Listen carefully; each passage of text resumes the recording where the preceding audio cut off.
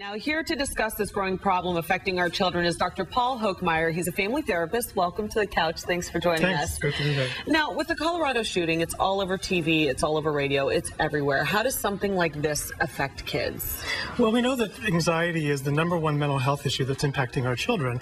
We know that 1 out of 10 kids are suffering from it. So it's out there. It's impacting them in very profound ways. And what it's doing is it's really compromising their sense of safety in the world, and it's restricting the way that they can act in the world. So it's having a very severe impact on them. What else is leading to this, other than big news stories like this? What else causes this much anxiety for kids? Well, you know, we're living in a world where we're constantly wired, we're constantly connected, and I think that our kids are overstimulated. The kids that I see, really, they have a hard time putting down their Blackberries or whatever they're using online, and so their attention span has gotten very short. And because they're so connected, they're just connected to all of this negative information that's happening in the world, and it gives them a lot of anxiety. I mean, we hear so much about parents need to be involved with their kids, need to be paying attention, but what signs are you actually looking for when you're talking about anxiety?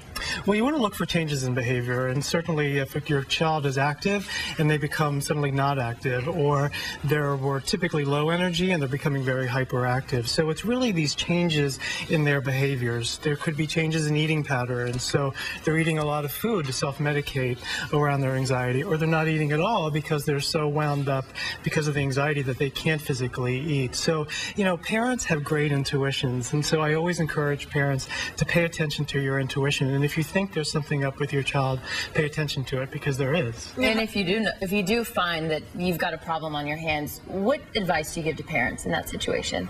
Well, the first thing is to make sure you pay attention to it. Again, pay attention to your intuition and figure out how you're going to talk to your kid. It's going to depend on the age of your child, but make sure your kid knows that they're loved and that they're safe, and that there are things, there are actions that can be taken to solve the problems, that there's a way out of the solution. You know, parents tend to think that they need to be perfect in the world, and in fact, that's probably one of the worst things that you can do as a parent, is to pretend that you're perfect, because nobody's perfect, and kids need to learn that they're not perfect and that they're going to make mistakes in life, but then that they can recover from them and then they can heal and grow as a result of it. Now, is there a difference between, you spoke about ages, but is there a difference between age and also is there a difference between boys and girls in how they deal with anxiety? You know, there's a little bit of a difference, but it's not what we call, it sounds bulky, but a little statistically significant. It's not that significant, but so there's a little bit of a difference, but it's not that much to pay a lot of attention to. What about, you know, we talk about support groups, but what about the friends that we see our kids hanging out with? What about other influences like that?